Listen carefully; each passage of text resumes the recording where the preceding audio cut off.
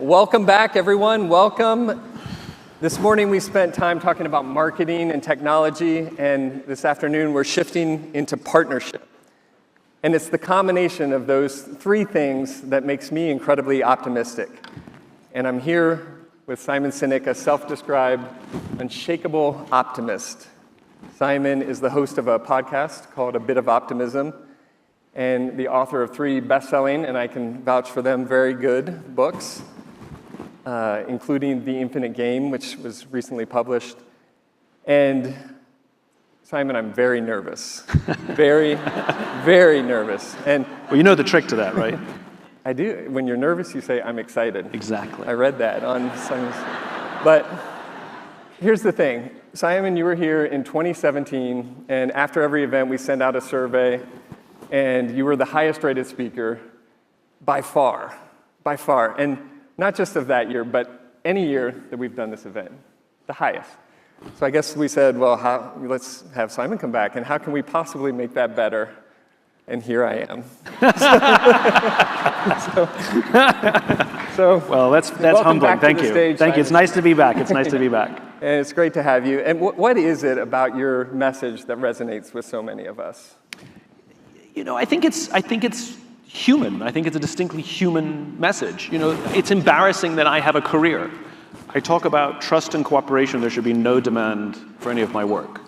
But I think the reason there is demand is because it's a very human experience that all of us are going through. Then the message that I share is my own. I struggle with trust. I struggle with cooperation. I struggle with all the same things. And I'm on my journey trying to figure it out for myself and for the people I love. And it turns out if something resonates for me and my friends, it resonates for other people. So I think it's a very real message, and it always has been.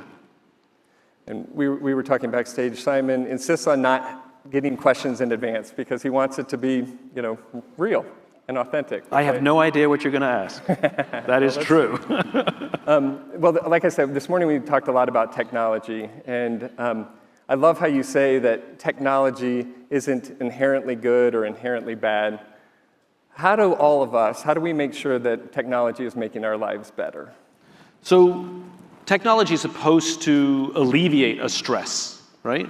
And just because we have the ability to do things with technology doesn't mean we should. I sound like an old man when I talk about this, but why do we have to put flat screens on everything?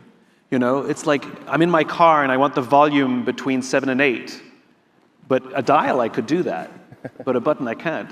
And so whenever anybody's going to apply technology or apply AI, I'm sure that's a big topic for you guys as well. We did mention AI once or twice. Yeah, it happened. It's like the topic of every conference.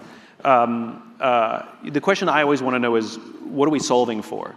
And because if we over-index on the technology, we're actually creating problems we didn't know that we were making. We're starting to see it. Like social media and cell phones were a great idea and wonderful, but we didn't think it all the way through, and we've created new problems: addiction, depression, and now we're sort of trying to whoops, And so I always like to think, what good will come of this, or so what's next, right. And trying to envision some of the accidental problems we might be creating. It's hard to do because the technology moves so fast. Yeah. And I think it's accelerating.